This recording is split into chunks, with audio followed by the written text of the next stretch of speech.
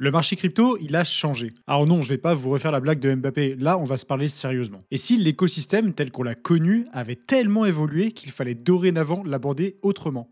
Ça fait plusieurs mois maintenant qu'on a tapé un sacré ATH et qu'on se le dise, personne ne s'attendait à tout ce qui allait suivre. Notre industrie, elle a subi de profonds changements ces derniers temps. Vous ne vous en rendez peut-être pas encore compte, mais on est en train d'assister à un changement drastique de toutes les dynamiques que l'on pensait acquises concernant notre écosystème. Les éléments, on les connaît, en tout cas pour la plupart, mais maintenant, il faut pouvoir analyser tout ça et rassembler toutes les pièces du puzzle. Si vous suivez un peu le marché crypto, vous le savez, le marché se comporte bizarrement à bien des égards, et ce n'est pas pour rien. Que ce soit la alt season, les cycles, la liquidité, les acteurs, absolument tout a changé. Et dans cette vidéo, on va faire un petit état des lieux d'où on en est. Alors on va pas se demander si le marché va monter ou descendre demain, mais plutôt voir comment on peut ajuster notre voile pour naviguer au mieux dans ce qui se dessine comme étant la fin de l'adolescence de l'industrie crypto. Alors évidemment, je vais pas sortir tout ça de mon chapeau, on va plutôt écouter Jeff Park, qui n'est autre que le gestionnaire de portefeuille et le responsable des stratégies chez Bitwise, un gros gestionnaire de fonds que vous connaissez sans doute. Pour lui, le marché crypto a énormément évolué et son analyse mérite qu'on s'y attarde. L'idée, c'est de vous donner des clés de compréhension pour comprendre les dessous de ce qui est en train de se jouer pour notre écosystème. Parce qu'au fond, ça pourrait totalement changer la façon que vous aurez de gérer votre portefeuille. Allez, c'est parti. Avant de commencer, vous avez l'habitude, on va faire un petit retour en arrière. On est fin 2022 et on s'est mangé la chute de Terra Luna, l'implosion de FTX et toute la vague de désastres qui a suivi. Bitcoin s'établit aux alentours des 15 000 $ et Ethereum oscille aux alentours des 1000 $. C'est la première fois que Bitcoin retourne en dessous d'un ex-ATH et globalement, l'hiver crypto est en train de s'installer. Bon, pas pour trop longtemps non plus. Dans les mois qui ont suivi, on sort la tête de l'eau et on respire un peu. Malgré ça, la SEC de Gensler continue d'étouffer l'industrie en attaquant les exchanges et forcément, ça aide pas. Parallèlement, l'environnement macro demeure tendu avec une inflation élevée et des taux d'intérêt au plus haut. Là encore, je vous refais pas l'histoire, mais tout ça pèse très lourd sur les actifs risqués. Et là, au début de l'été 2023, on a eu la première pièce du puzzle qui s'est mise en place. Le truc qui va tout changer. Je parle évidemment des ETF spot sur Bitcoin. C'est le géant BlackRock qui a initié la tendance et très vite, ils ont été suivis par d'autres gros poissons de la finance traditionnelle. Le flux de capitaux institutionnels qui s'est déversé dans les ETF est massif. Début janvier 2024, on était aux alentours des 25 milliards sous gestion pour l'ensemble des ETF sur Bitcoin et un an plus tard, on est à 100 milliards de plus, autour des 125 milliards. On dirait pas comme ça, mais une telle performance, c'est pas anodin. C'est à partir de là, à peu près, qu'on a senti que ça y est, la finance traditionnelle est définitivement de la partie. Le ton est donné, le loup est sur le point d'entrer dans la bergerie et surtout, l'offre va se raréfier. À côté de tout ça, on a l'entreprise de Michael Saylor qui, évidemment, s'est illustrée par une performance monstrueuse. S'il y a bien un acteur qui incarne la fusion entre le monde traditionnel d'un côté et l'univers crypto de l'autre, bah c'est lui. Strategy n'est plus seulement une boîte de logiciels, c'est un quasi-ETF Bitcoin à effet de levier, une vitrine du hodl institutionnel et une anomalie dans le paysage du Nasdaq. Ouais, parce que vous avez peut-être jamais fait le rapprochement, mais Strategy est coté au Nasdaq, l'indice phare des valeurs technologiques américaines. C'est le cas depuis quelques mois à peine. Strategy a officiellement fait son entrée dans le Nasdaq 100. Ce que ça veut dire, c'est que maintenant, indirectement, les investisseurs sur le Nasdaq vont aussi en partie être exposés au Bitcoin. Pour Strategy, cette inclusion dans le Nasdaq 100, elle change tout. Concrètement, ça signifie que des milliards de dollars de capitaux passifs vont mécaniquement acheter et détenir des actions MSTR, simplement parce que l'entreprise fait désormais partie de l'indice.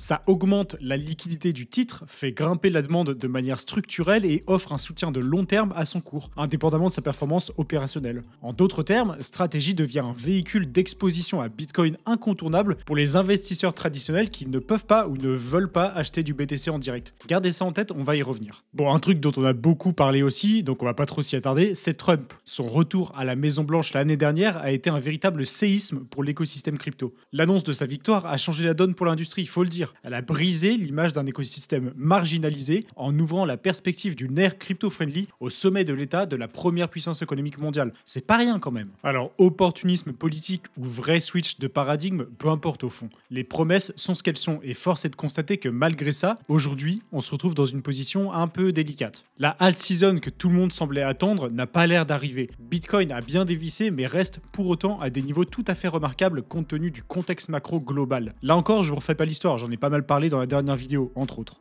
Voilà un peu le contexte. On a eu pas mal d'annonces assez game changer pour notre écosystème. Trump, Saylor, les ETF et tout le reste, vous vous en doutez, ça n'a rien de neutre pour notre industrie. Et justement, c'est là qu'on va s'intéresser aux opinions de Jeff Park sur le sujet. Bon, pour le présenter rapidement, ce mec c'est loin d'être un clown. C'est une figure montante de l'écosystème qui incarne à merveille la convergence entre les cryptos et la finance traditionnelle. Il est diplômé de l'université de Stanford en économie et relations internationales. Il a débuté sa carrière chez Morgan Stanley en tant que trader de dérivés exotiques. Rien que ça pose les bases. Et après ça, il a rejoint la Harvard Management Company où il s'est spécialisé dans le crédit d'entreprise américain.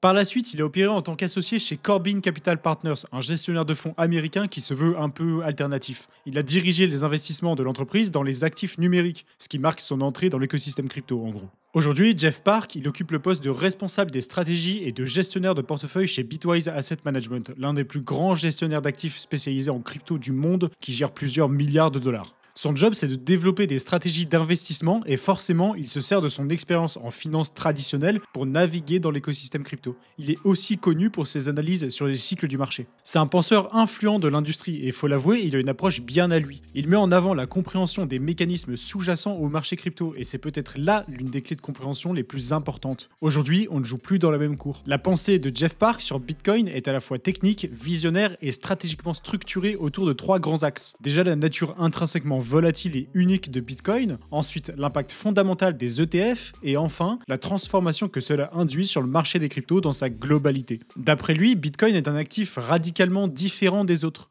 Il insiste sur son profil statistique atypique qui semble montrer une distribution leptocurtique.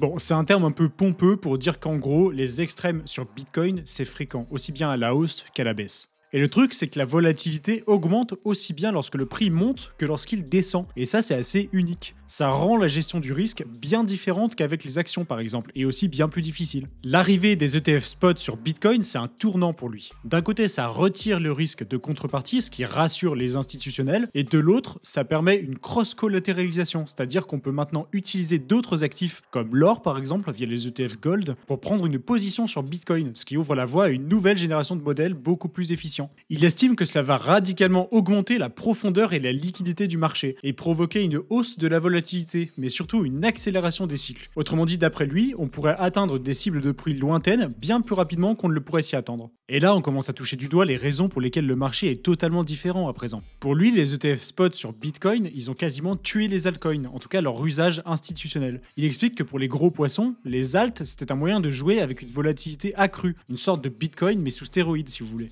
Il explique aussi que les alts, fondamentalement, c'est un marché inégal. La plupart des tokens en preuve d'enjeu proposent du yield, certains avec des conditions particulières, d'autres avec un meilleur rendement, mais avec une sécurité moindre par exemple, et ça sans compter les mises à jour, les drabats, les gouvernances, etc. Bref, pour lui, le marché crypto, en dehors de BTC, c'est un joyeux bordel, et personne ne joue avec les mêmes règles, qui en plus sont susceptibles de changer à tout moment si on ne surveille pas attentivement.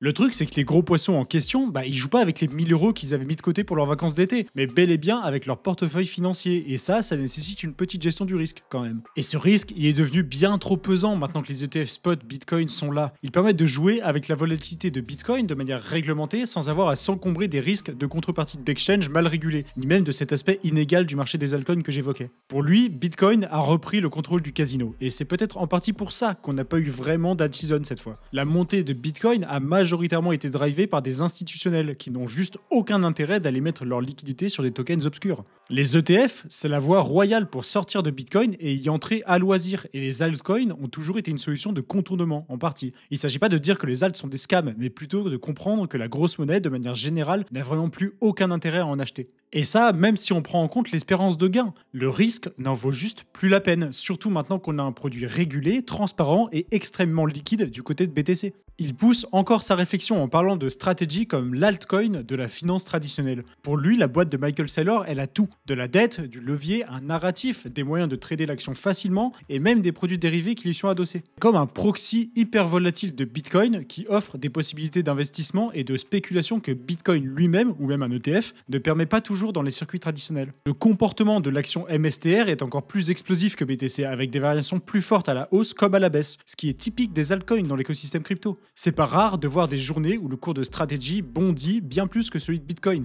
et ça c'est révélateur d'une dynamique spéculative propre. La demande structurelle pour l'action MSTR, elle est soutenue par des investisseurs qui ne peuvent pas accéder directement au Bitcoin via les ETF en raison de restrictions imposées par certaines plateformes par exemple. Strategy devient alors une porte d'entrée détournée vers Bitcoin, mais en version action traditionnelle si vous voulez. La complexité de la structure financière du titre permet aussi de jouer avec plusieurs instruments et offre des possibilités d'arbitrage assez uniques. Bref, pour lui, Strategy, c'est l'altcoin altcoins de la finance traditionnelle, et c'est pour ça qu'on a assisté à une telle performance. Voilà un petit ersatz de la pensée de Jeff Park et de pourquoi il pense, comme plein d'autres, que les dynamiques du marché crypto ont complètement changé. Évidemment, il y a d'autres facteurs, la diversité du marché crypto qui est maintenant composé de millions de coins, la fragmentation de la liquidité, les mêmes coins, tout ça forcément ça contribue à faire que c'est probablement fini les moments où tout grimpe de concert. C'est pour ça que je vous parlais d'ajuster votre voile. Le vent a tourné et naviguer devient de plus en plus compliqué. Si vous ne vous ajustez pas, vous resterez derrière et pire, vous risquez le naufrage. Surtout que non seulement le marché crypto n'est plus le même lorsqu'on le regarde de l'intérieur, mais si on regarde la macro, c'est-à-dire tout le reste, là aussi les lignes bougent et très rapidement. Et forcément, la finance traditionnelle s'est invitée dans notre écosystème, donc ces mécanismes et ces dynamiques aussi. Fini le marché crypto complètement décorrélé et marginalisé qui vivait sa petite vie tranquille avec ses quelques milliers de nerds. Maintenant, on joue dans la cour des grands et cet état de fait risque de s'accélérer. D'ailleurs, les news nous montrent bien que ça se prépare fort de tous les côtés. Paul Hodgkins, un homme d'affaires pro-crypto, a récemment pris les rênes de la SEC et rien que ça en dit long. Et ça, c'est qu'un exemple parmi tant d'autres. Parce que vous le savez maintenant, notre écosystème est super dynamique et pour tout suivre, c'est vraiment pas simple. Heureusement, on le fait pour vous sur notre canal Telegram d'actualité. On vous résume les dernières news en direct live et ça peut vraiment vous donner de l'avance sur les autres. Alors n'hésitez pas à nous rejoindre, je vous mets le lien en description. Si la vidéo vous a plu, abonnez-vous et laissez un like, ça nous aide beaucoup. Et dites-moi en commentaire ce que vous pensez de tout ça, si pour vous le marché a changé ou bien si au contraire, c'est juste une impression. Dites-moi aussi comment vous gérez ça de votre côté et si vous prévoyez de changer vos stratégies, ça m'intéresse. Évidemment, si vous avez des idées de sujets, comme d'hab, je suis preneur. D'ici là, on se dit à la prochaine. Bye.